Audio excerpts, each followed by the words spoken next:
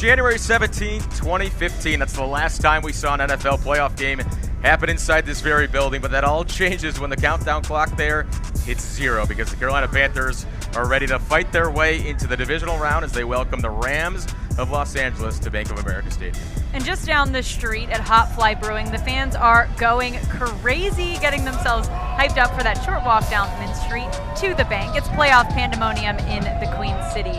And with that, we welcome you into a unique here Black and Blue Kickoff Live edition here. I'm Joey Ellis alongside Gio Lancy. And who would have thought, G, in the dog days of training camp back in late summer, that at this point in January, we would be talking about Panthers playoff football for the first time in this building, for the first time in over a decade. Yeah, well, I mean, I think Dan Morgan and Dave Canales did know that because that's what they've been wanting. That's what they're trying to execute. So that's definitely good. A daunting task ahead for this Panthers team to beat the Los Angeles Rams twice in a season. But we're going to get you game day ready. We have all the numbers. And, of course, we have our 11-year NFL vet, Al Wallace, in the house as well. Yeah, we got also Mike Lissette, Brian Blakely hanging around with us as well. Tara Lane, obviously, keeping an eye on things with the weather condition because, as you can see behind us, fingers crossed for now, it's clear conditions. Yeah. We could be dealing with some weather. It's a little gray. As kickoff gets here at 4:30. That's really been one of the questions on the minds of Panthers fans, Rams fans all week long is what will the weather conditions look like on this playing field when these two teams lace them up and kick it off at 4:30. But really the bigger question that's been on everybody's minds, how can the Panthers just shock the world and beat this Rams team? Well, they've already done it once earlier this season. Of course, in this very building. That was back in week 13, a 31-28 win. But all week at practice, head coach Dave Canales has really just been preaching the fact that this team once again finds itself in another championship opportunity. Now with 31 guys on the roster about to play in their first NFL game, it's not just about the championship opportunity this time around, more so about the growth and really proving this Panthers team belongs on this 14-team stage. Always will have belief in this building. We know what we're capable of. Again, for us, we enjoy the challenge. It's about putting our best football together, trying to find that week in and week out. Obviously, this week, just like any week, it's the most important one because it's the one that's up. It's a testament to everything that we started out doing in April. I want to make it count. I don't want to just say we got here or say we'll wait till next year to see how it goes. I want to be able to make it count. 0-0. I don't look at point spreads. Not too many guys in this locker room do. That has nothing to do with what happens when the pads come on. Every matchup is a fair matchup in the NFL. Everybody's extremely talented and everybody's ready to go. It's good in a sense, and it's also challenging too because they know us and they played us already. So I mean, it's going to be a battle, and I got us all day. Well, I understand that there's always the favorites and there's always the point spread and all those things. It doesn't matter. What matters to us is to play our best football. If we do right, if we all do our jobs, we can play with anybody. Let's look at the tail of the tape. Offensively, it's an uphill battle. Los Angeles is #1 in a number of categories, including total offense and passing. You don't see it here, but they don't let anyone touch Stafford, the best rated offensive line in the game. The Panthers' total offense is at 295.6 yards per game. That ranks 27th in the league. And we have to talk about the run game, guys, which once was a top 10 unit, now sits at 19th. The Panthers only producing an average of 116.3 yards per game. That 20-yard effort last week definitely putting some damage on it. Rams are no joke defensively either. Jared Verse, he leads a group that's 9th best in the league, giving up 311.2 yards a game. And guys, we've talked about it for weeks now. Third down is trouble for the Panthers, second worst in the NFL, allowing teams to convert on the money down 47% of the time. The turnover ratio, not great. Carolina, a -2, LA, a +11. And if one Panthers vet knows about playoff pressure, we've got him standing right next to me. Yeah, 11 years in the National Football League, a good friend of ours, Al Wallace. Most of your career spent on this Panthers team, this Panthers franchise.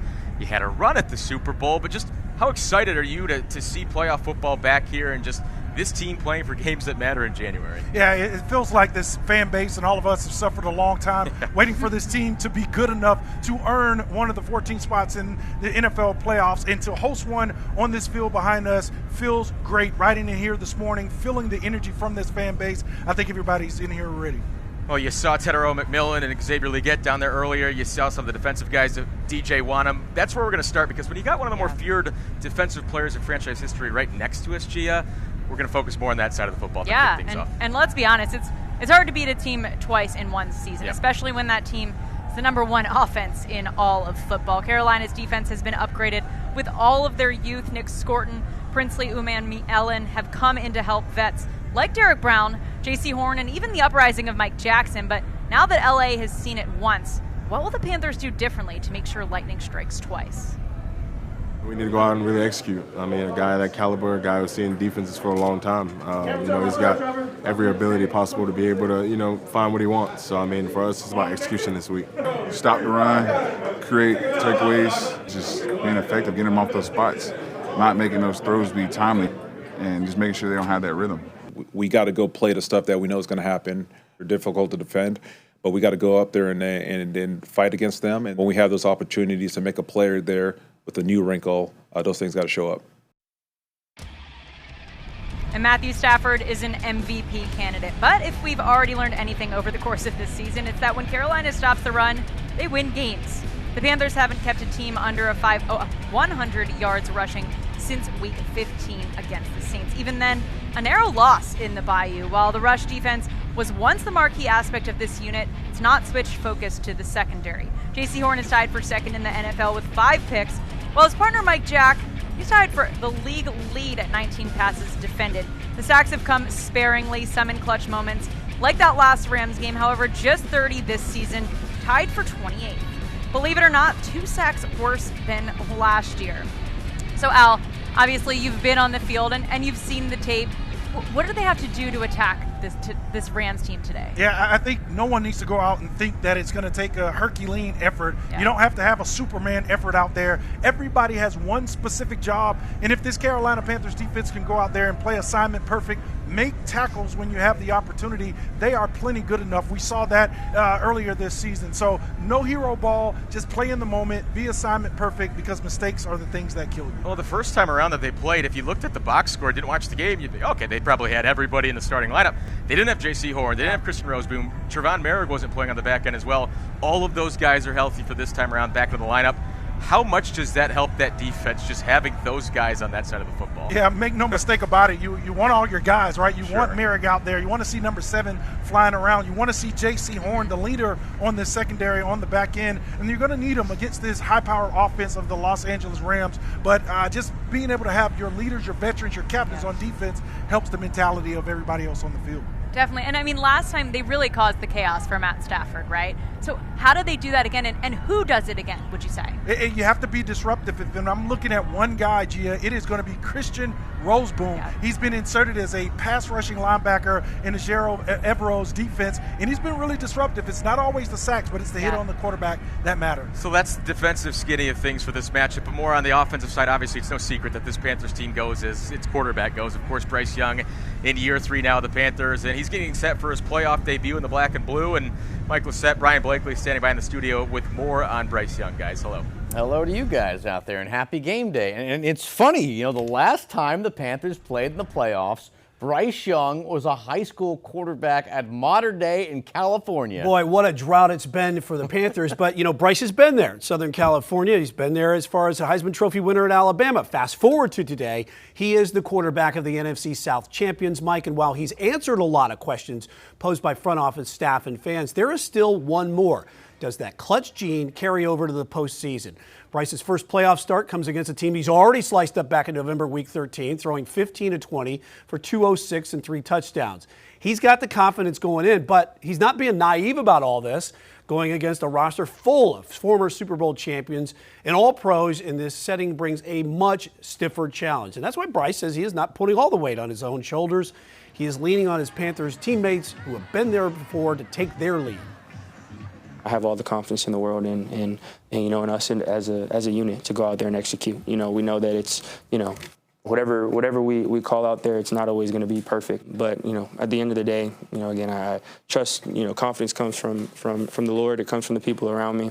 I'm going to lean on them on Saturday like I have been all year. We're all going to lean on each other. It's great to be able to have a group like that where, again, we're all united. We all know we're going in. We have each other's back.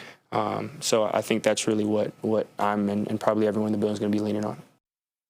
Take a look at Bryce here hugging his family. This is outside at Bank of America Stadium right there, getting ready for the big game with some hugs, and only wish him the best. Only twice this season has Bryce taken back-to-back losses, and they just happened to bookend the season.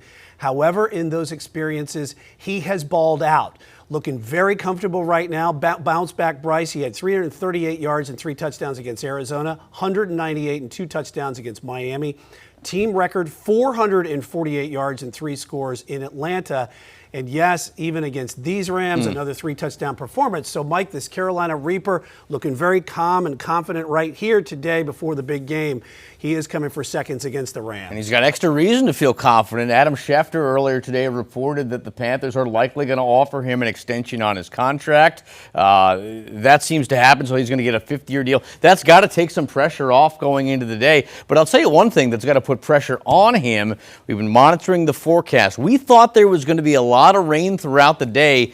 Now not so much. So really Carolina is going to have to rely on Young to really air it out, get back going again. We have not seen some strong performances in recent weeks. He's going to have a big performance today if Carolina is to win. Yeah, one of the things, too, is about in playoff football, we've seen the greats, Mike, really step up and show out. Brady, Manning, Mahomes, Josh Allen, they've really cut their bones when it comes to games like this, and that's what cements their legacy going forward. Bryce Young has that opportunity today. It's been a roller coaster for him as far as the first 3 years in the league. Here's an opportunity for him to really show up and ball out. I mean, this is what you want. This is what you live for. This is what it's all about. Bryce has not had this opportunity on this stage before. I know there are some people that are wondering, well, how is he going to react in this situation? All I can say is he doesn't have the resume for the NFL, but if you go back to his college days, he played in some very big games, and he did not miss a beat in those games. He always seemed to have his best for last. I'd imagine, Bryce, we know he's a very even-keel guy. I imagine he's feeling not extra nervous about this one. And a lot of times that Bryce always did well is when he got out of the pocket and scrambled a little bit and made things happen, created on your own. Hope to see that a little bit more today. He's got Big Bobby Hunt blocking for him, which is what he's not had since week 2. Yeah, that is good news for Bryce and also for the Panthers. Can he get the ball downfield to Ted McMillan? Also to get it out to the backs and some of the screen passes as well. He needs Xavier Legette to play a big game. No drops from him today. All right. Well, there's one thing missing of this component right now we haven't talked about yet, and that is the big ruckus crowd that is going to be at Bank of America Stadium. Alicia Barnes is at Hop Fly Brewing just outside the stadium where they're getting all fired up right now, Alicia. Oh, Brian, they are fired up. They are ready to go. I'm going to walk out of this frame just so you can be able to see exactly what's going on here at Hop Fly. Everybody's just enjoying themselves. It's almost like wall to wall. We've had a couple of LA Rams fans come in the building. Everybody's welcome, but I got to bring in my 2 favorite guys here, Parker and Blake. These are my new favorite friends. You guys helped me get everybody hyped up today. What does this mean to you, this playoff game? I'm just so excited. I was here 10 years ago for the NFC Championship game. This place was electric. I've been waiting for it for 10 years. I'm ready to see this stadium just exploding tonight. And here at Hot Fly, wouldn't you say the energy is just next level? I mean, I have never seen it like this. Everybody's just enjoying themselves. It's fun for the family. We've seen little ones here. But what can you tell people just about the energy? It's just been great. I mean, we were here at like 11 o'clock this morning, and we just started getting everybody hyped. We're like, hey, Cam Newton's going to be here, bring up the energy because he's going to have it here. Thank you so much, Blake. Parker, appreciate it. All right, so Al, Gia, and Joey, we're going to send it back to you. There's so much excitement here. It's like fans are just pouring in. As I said, it's for the young kids, the big kids, the parents. Everybody's having just such a good time. Well, I'm telling you, if this place here is anything like what we're seeing at Hop Fly, this place is going to be a house of horrors for the Rams. But in terms of more of the matchup, Al, I mean, we could dissect this thing 10 times this Sunday. I was looking at some of the numbers, a little bit surprised by it. In Carolina's final 8 games, just 3 of those 8, they had rushed for over 100 yards. And that's really been the big thing. And look, I mean, that's one of the guys himself, Chuba Hubbard. Really, maybe the last game he had that was effective against the Rams in Week 13. Obviously had that big 4th down touchdown. The touchdown, I should say, rather. How imperative is it to get that ground game going and get it going early? You got to get it going early because I think Dave Canales gets discouraged when it's not working, when they're pushed off that spot, when it looks like you have to play a come from behind type play calling football game. And when that happens, this team is out of balance. It's out of sync. It puts more pressure on the offensive line to protect Bryce Young, which we know is a huge part of it. But then you abandon the run. And when this team does that, it's a shell of themselves. And it is all about balance. And that's what they're going to need to beat this football team. I find it interesting that you says he gets discouraged, right? Like if they don't get started early on. Do you think that they just really struggle with the adjustments, or they just don't know which way to go after what they're trying isn't working? Yeah, I think a combination of early stops in the running game and then a deficit. Once you're playing from behind, I believe Dave Canales feels that he has to throw the ball to stay in it. So early success, first and second down, is going to lead to manageable third downs, which I think this team needs to be able to convert. They've not been very good on third down the last couple of weeks. So starting good in a series, first and second down, gives you positive legs. It keeps you in front of the sticks, and then you have really good opportunity to convert. Offensively as well, in terms of just the approach to the offensive game plan, is this the game you just see Dave Canales and company just open things up, have to use Bryce's arm downfield? Because this is a Los Angeles back end that has given up a lot of plays 20 yards or more, really struggled in that department the last really 8 weeks of the season. So that secondary is gettable. Can you trust that Bryce Young can get the ball there if he needs to? Yeah, he proved that he can in the first matchup. You just have to give him the opportunity. If there's one guy I'm looking at, it's Emmanuel Forbes Jr., a really thin guy, a long-rangey wide receiver with a big physical, or DB with the big physical wide receivers the Panthers have. That is a matchup nightmare. He's not going to be good in space and tackling. He was like that with the Commanders. They gave up on him. He's now a Los Angeles Rams. I would go after Emmanuel Forbes Jr. because of his size and his inability to make open field tackles. And all week we've been talking about, is this going to be a rain game? Is it going to be a washout? But let's actually head over to the studio to our chief meteorologist, Tara Lane, to give us our game forecast. Yes, guys, I mean, so far so good. Obviously, we're looking mostly dry down there on the field, and for tailgaters today, pretty nice weather, nice and warm outside too. Feeling those highs up into the 70s, feeling some of that humidity at the same time, and the wind as well. Looking at some of those live pictures, we were looking around, you could see the guys' shirts flapping and ladies' hair blowing around too. So that's going to continue to be a factor throughout the game, some gusty conditions. But as far as the radar imagery goes, I mean, we have some scattered light rain up to the north and west of the Queen City and Bank of America Stadium, and zooming in right over the bank and kind of the uptown area. We've had maybe a couple sprinkles, a little bit of light rain passing over, but now pushing off to the north and east. And there's not more just immediately coming in behind it, but still more areas of just off and on scattered showers, and could still get maybe an isolated storm at some point during the game. We don't want any sort of lightning delay, but maybe a little bit of rain may not be so bad. We know what happened last time Panthers took on the Rams and what came out of that with the rainy weather that we had during that game. So again, future here's a look at what radar may look like at certain times as we take it out through the rest of the afternoon and evening. And just off and on scattered showers, still a possibility. It doesn't look like at this point anything too intense, right on through about 6, 7, 8 o'clock or so. And then toward the end of the game, with those temperatures eventually backing down slowly through the upper to mid 60s. So staying on the warmer side before this cold front moves through. That wind at last check out of the airport in Charlotte, southwest at about 15, close to 20 miles per hour sustained, but we've been clocking in some of those higher gusts with that temperature at 73 degrees, that warm southerly flow, up around say 30 to 35 or so miles per hour. And so yes, it will still be generally kind of blustery out there before the conditions do start to settle, with the front pushing off to the east a little bit later on this evening. You can see how those wind gust numbers settle down a little bit later on tonight, but generally staying on the breezy and gusty side throughout the game today, guys. I think it looks like it could stay a little bit more dry. The gusts will certainly be something. I mean, the kicking situation, the special teams, obviously, Ryan Fitzgerald's been pretty darn good in that role, but more on the matchup itself.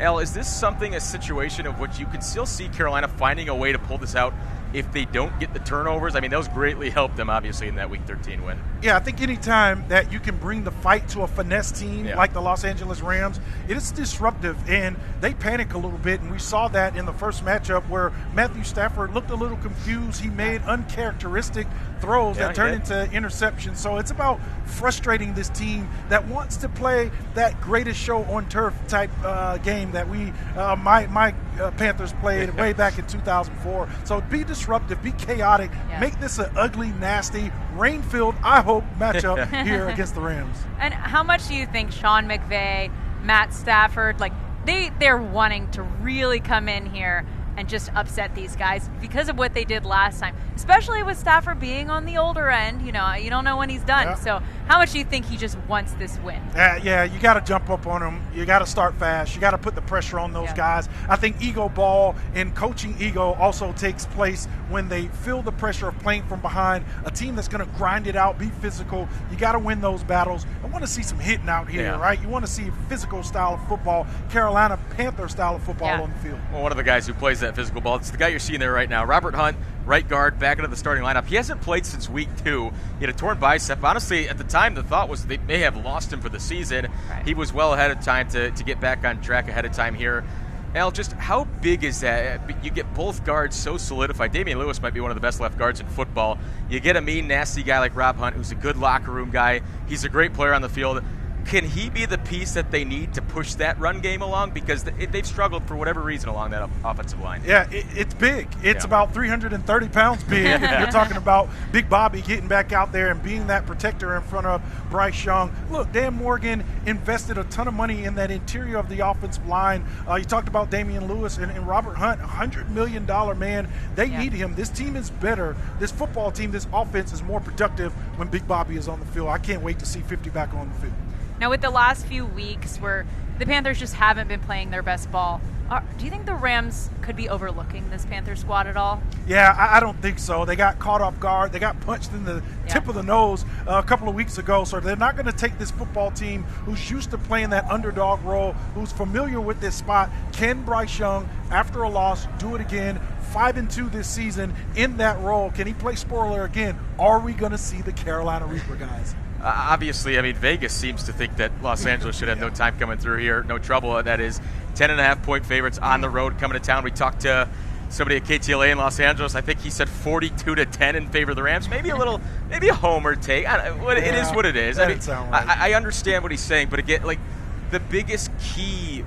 What way does this game swing? Does it have to be a fast start for Carolina? I don't think this is a game they want to be chasing Los Angeles either side of the football. No, you don't want to be chasing that football team. And this offense has improved to be a come-from-behind, explosive play type of offense. So the way you win is you grind it out. You steal possessions on defense through turnovers, through mistakes and penalties that you force against the Los Angeles Rams. But when you have opportunities, you have to make the most of them. You can't get into the red zone and settle for field goals. You have to put the ball in the end zone.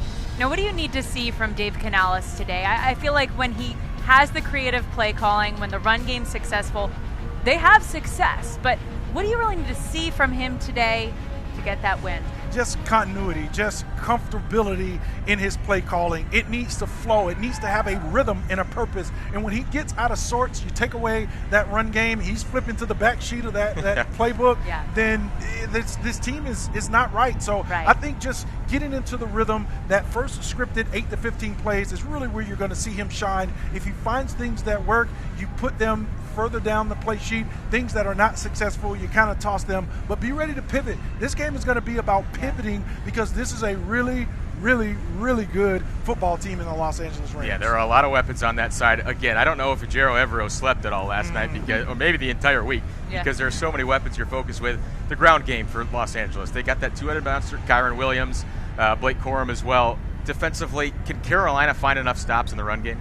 I think so. As long as you have the baddest man and interior defensive line play and Derek Brown in the middle, you can get it done. You just need the guys on that second level to play off the big man up front. You need disruptive football. You're going to need some of the young guys, Nick Scorton, Princely, Umemiela. You need them to step up and play big today. All right, we're just over an hour till kickoff. You can see that countdown to kickoff clock right in your right-hand corner. And I think we got you guys ready for game day, that's for sure. But, of course, after the game, we will have plenty of post-game coverage. We'll be right back here on QCN Plus for our post-game show. And then, of course, Carolina Sports Live at 11. But for Al Wallace, Joey Ellis, Mike Lissette, Brian Blakely, Alicia Barnes, and I'm Gia Lancey. Have a great game day, guys.